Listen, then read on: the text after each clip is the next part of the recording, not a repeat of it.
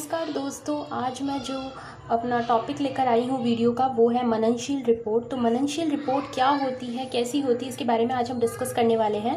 तो सबसे पहले चलते हैं इसके कुछ पॉइंट्स पे। तो जिस पॉइंट्स के बेसिस पे आपको इसको तैयार करना है वो हम इस पर बात करेंगे। तो ये है, यहाँ से इसको स्टार्ट करना है। यहाँ पर आपके है विद्यालय के बारे में मेरी पूर्व कल्पना, मतलब जो विद्यालय आपको इंटर्नशिप के लिए मिलने वाला है उसको लेकर आपकी क्या कल्पना है। मतलब आपको क्या लगता है कि किस तरह की उसकी स्थिति होगी, उसका वर्णन आपको यहाँ पर करना है, कुछ पॉइंट्स के बेसिस पे करना है।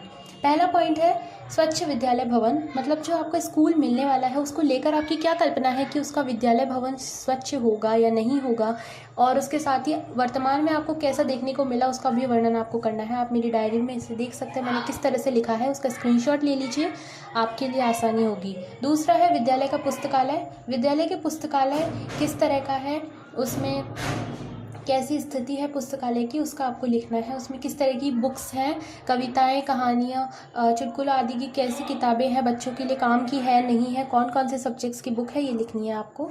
इसके बाद है विद्यालय खेलकूद मैदान। विद्यालय का जो खेलकूद मैदान है कितना बड़ा है, क्या पर्याप्त है बच्चों की संख्या के अनुसार, ये आपको इसमें लिखना है। उसमें पर्याप्त पेड़ पौधे वगैरह हैं, झूले हैं नहीं है, उसका वर्णन करना है। इसके बाद है सहयोगी शिक्षक। सहयोगी शिक्षक में आपको लिखना है कि शिक्षकों का व्यवहार कैसा है अपने प्रधानाचार्य के प्रति, अपने विद्यार्थियों के प्रति, अपने सह शिक्षकों के प्रति, इसके साथ ही अपने जो चतुर्थ श्रेणी कर्मचारी है या अन्य कर्मचारी है उनके साथ उनका कैसा व्यवहार है वो लिखना है आपको इसमें। इसके आगे है कि क्या विद्यालय भवन नामांकित विद्यार्थियों की संख्या के अनुसार पर्याप्त है। तो जो आपको विद्यालय मिला है वो बड़ा है, छोटा है, विद्यार्थियों की संख्या के अनुसार उसका कैसा प्रपोर्शन है, उसका अनुपात कैसा है, ये सब आपको इसमें लिखना है। इसके बाद है क्या विद्यालय भवन पूर्णतः हवादार है, मतलब जो आपका विद्यालय भवन है वो कितना बड़ा है, उसमें पर्याप्त खिड़कियां हैं, उसमें पर्याप्त खेल का मैदान है, ये सब आपको लिखना है। मतलब स्थिति हवादार है या नहीं है, ये सब आपको लिखना है।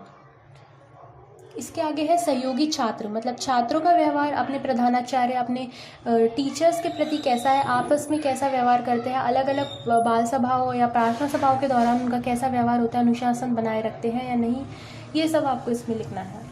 इसके बाद है क्या विद्यालय भवन स्वयं का विद्यालय है। इसमें ये लिखना है कि जो बिल्डिंग है विद्यालय की वो सरकारी बिल्डिंग है या फिर किराए की बिल्डिंग है, किस तरह की है, वो सब आपको स्थिति वर्णन करना है। ये आप प्रधानाचार्य से डिस्कस करके लिख सकते हैं इसमें आसानी से। इसके आगे है कि क्या विद्यालय में बिजली पेयजल की व्यवस्था है। मतलब गांव के स्कूलों में अक्सर कई बार देखा जाता है कि बिजली की व्यवस्था पर्याप्त नहीं होती है, होती भी है तो पूर्ति अच्छे से नहीं हो पाती है, जबकि शहरों के स्कूलों में स्थिति विपरीत होती है, पर्याप्त बिजली और पानी की व्यवस्था होती है। तो इसका आपको वर्णन करना है। इसके बाद अब आपको उक्त विद्यालय की वर्तमान स्थिति कैसी है वो लिखना है। तो वर्तमान स्थिति के कुछ पॉइंट्स हैं कि विद्यालय परिवेश में सूक्ति लेखन। तो विद्यालय परिवेश में सूक्ति लेखन से ये तात्पर्य है कि कई बार हम देखते प्रार्थना सभाओं के दौरान एक बोर्ड पे, ब्लैक बोर्ड पे कुछ सूक्तियाँ या आज का विचार इस तरह से करके कुछ कोटेशंस लिखी जाती है। तो वो लिखी किस तरह से जाती है, बच्चे टीचर्स द्वारा लिखी जाती है, बच्चों द्वारा ग्रुप्स बनाकर लिखी जाती है, उसका किस तरह से समझाया जाता है बच्चों को, ये सब आदि आपको इस बातें इसमें लिखनी है। इसके बाद है प्रधानाध्यापक कक्षाध्यापक द्वारा संबोधन। प्रार्थना सभा के दौरान, अलग अलग बाल सभाओं के दौरान अलग अलग रंगारंग कार्यक्रम जो होते हैं, जैसे गणतंत्र दिवस हो गया या गरबा महोत्सव हुआ, स्वतंत्रता दिवस हो गया, इन सब पे किस तरह से प्रधानाध्यापक और कक्षाध्यापक अपने विद्यार्थियों को संबोधित करते हैं वो सब आपको इसमें वर्णन करना है। इसके आगे है अनुशासन। विद्यालय का जो माहौल है वो अनुशासित है या नहीं है, बच्चे अपने अध्यापकों और प्रधानाध्यापक को फॉलो करते हैं, उनकी बात मानते हैं या नहीं मानते हैं, अलग अलग मतलब बाल सभाओं में भाग लेते हैं नहीं लेते हैं, परीक्षा के दौरान उनका किस तरह का व्यवहार होता है, ये सारी बातें अनुशासन के अंतर्गत आती है, जिसको आपको इसमें लिखना है। इसके आगे धार्मिक उत्सव।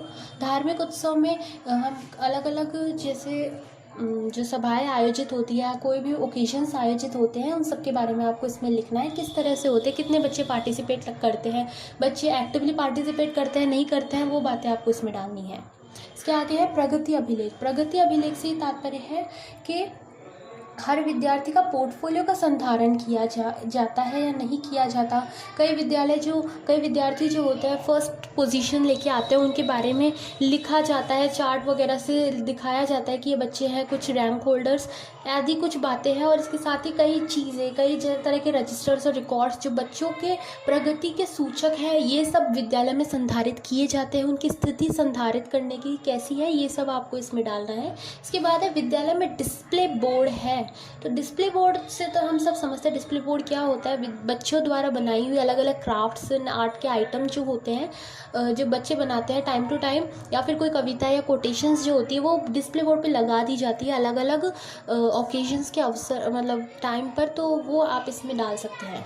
इसके आगे है कि विद्यालय में कंप्यूटर और इंटरनेट की सुविधा है। अगर आपके विद्यालय में कंप्यूटर और इंटरनेट की अच्छी सुविधा है तो उसके बारे में आप डालिए। और इसके साथ ही क्यों काम में आती है, किस काम में आती है। जैसे हमारे स्कूल में इंटर्नशिप अलॉटमेंट डालने के लिए और ऑनलाइन रिपोर्टिंग के लिए, उसके साथ ही जो बच्चों की ऑनलाइन अटेंडेंस जाती थी उसके लिए उसका यूज़ किया जाता था। तो आपके विद्यालय में जैसा यूज़ किया जाता है वो आप डाल सकते हैं इसमें।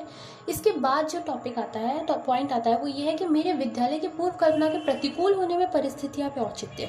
मतलब मैंने जो कल्पना करी थी कि मेरा विद्यालय ऐसा होगा, यदि उसके विपरीत या उसके ऑपोजिट कोई स्थिति आपको मिली है तो उस क्यों मिली है, उसके रिलेटेड आप क्या सुझाव दे सकते हैं, ये सब आपको इसमें लिखना है। आप मेरे विचार इसमें देख सकते हैं मैंने कैसे डाले हैं। तो ये सब है। तो इस तरह से आपको अपनी मननशील रिपोर्ट बनानी है। आप अपने इमेजिनेशन से और क्रिएटिविटी से और भी अच्छी डायरीज़ बना सकते हैं। तो ये थे मेरे वीडियो मननशील रिपोर्ट को लेके। Thank you for watching.